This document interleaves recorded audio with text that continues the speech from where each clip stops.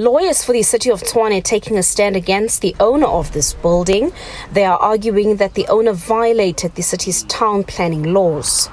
There is an ongoing construction that is happening at the subject property without a submission of building plans. And then in terms of the national building regulations, that is an offence, and the city has issued numerous contravention notices, of which the respondents in this case have not abided by. So in terms of Section 4, that is not allowed. You need to submit building plans so that they can be approved by the city, and then whatever that you are going to build there, it can be approved. One of the businesses next to the upcoming school also approached the court to join the City of Tshwane's application.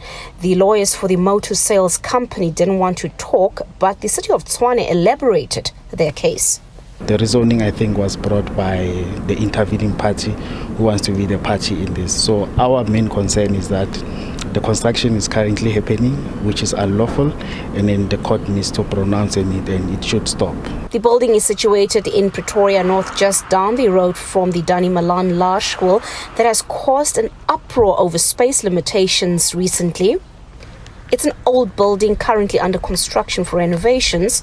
Lawyers for the building's owner are adamant that there's no laws that are being violated. The property constitutes 3 existing buildings that have existing rights on the property. There is a current application for rezoning to add to the rights for purposes of the school.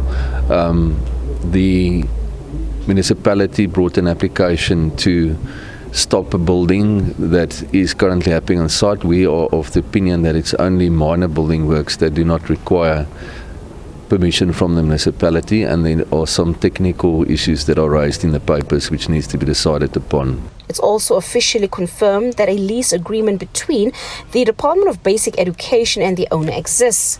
A primary school is apparently earmarked for the property. The purpose of the renovations would eventually be, once all the permissions and rights are in place, that the Department of Education would then operate a school on the site themselves as a government school. There is a school across the road that is overfilled with pupils, so it is necessary to have in close proximity another school. Then they need to submit their building plans, indicating on the building plans that it's going to be for school purposes.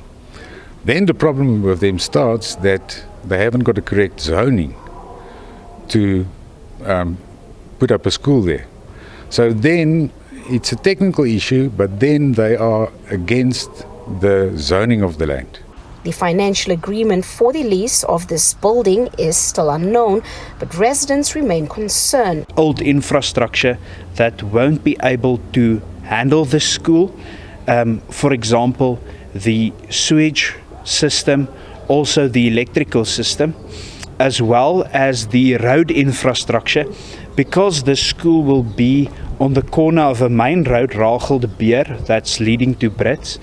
The biggest concern is also what it will have on the traffic. Meanwhile, the department is not yet part of the court battle, but says their plans are going ahead. We're not going to wait for the process of those community members that are aggrieved, on the process. So we continue. We are sure that this is going to alleviate a lot of pressure for us, and we are about to finish that project in and around October.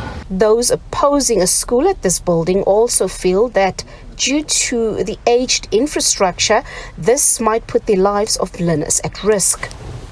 Patricia Fasagi, SABC News in Pretoria North.